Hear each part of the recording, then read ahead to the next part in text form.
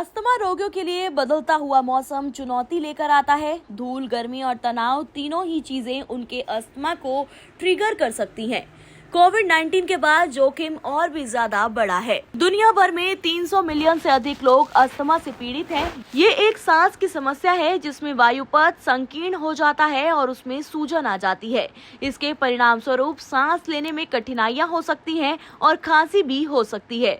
हालांकि ये आनुवांशिक कारणों के कारण भी हो सकता है। इन दिनों पर्यावरण में हो रहे परिवर्तन इस बीमारी के लिए एक प्रमुख जोखिम का कारण बन चुके हैं। कोविड के बाद बढ़ी है अस्थमा रोगियों की मुश्किलें, तो चलिए आज इस पर भी गौर करते हैं। हाल ही में ये देखा गया है कि अस्थमा के मामलों की वृद्धि में कोविड-19 की भी प्रमुख भूमिका है। फोर्टिस एस्कॉट हॉस्पिटल के डॉक्टर अंकित बंसल के मुताबिक लंबे समय तक चलने वाले कोविड-19 के प्रभाव के कारण अस्थमा के मामलों में वृद्धि हुई है। इसलिए ये जरूरी है कि अस्थमा को नियंत्रण में रखने के लिए आपको अब और ज्यादा प्रयास करने होंगे। डॉक्टर अंकित कहते हैं, जिन लोगों को कोविड-19 हुआ है उनमें अस्थमा होने की प्रवृत्ति अधिक होती है। कोविड के बाद अस्थमा के मामले में लगभग 5 से 10% की वृद्धि हुई है। कई मरीज जो कोविड-19 के संपर्क में थे और पहले भी एलर्जी से पीड़ित थे, उनमें अस्थमा के लक्षण विकसित हुए हैं। कुछ रोगियों में जिन्हें पहले से ही अस्थमा था, उनकी बीमारी की गंभीरता बढ़ गई, जबकि कुछ रोगियों में अस्थमा के लक्षण केवल कोविड-19 से संक्रमित होने के बाद दिखाई दिए। सामान्य एलर्जी और अस्थमा में अंतर क्या है, अब हम आपको ये भी बताते हैं।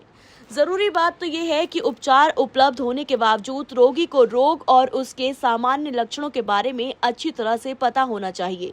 युवा लोग जो खांसी, सीने में जकड़न, सांस की तकलीफ या घबराहट जैसे किसी भी लक्षण का अनुभव कर रहे हैं, उन्हें जल्द से जल्द विशेषज्ञ डॉक्टर को दिखाना चाहिए, ताकि वो जान सकें कि क्या ये अस्थमा के कारण है या भविष्य में वो खुद का ख्याल कैसे रख सकते हैं।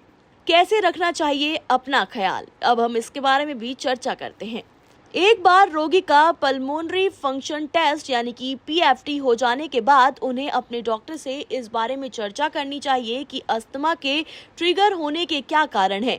उदाहरण के लिए वायु प्रदूषण, धूल से एलर्जी, मौसमी परिवर्तन आदि जैसे पर्यावरणीय कारकों के लिए अस्थमा को कैसे नियंत्रण किया जाए एवं उसके लिए दवाएं पहले से ही तैयार रहें।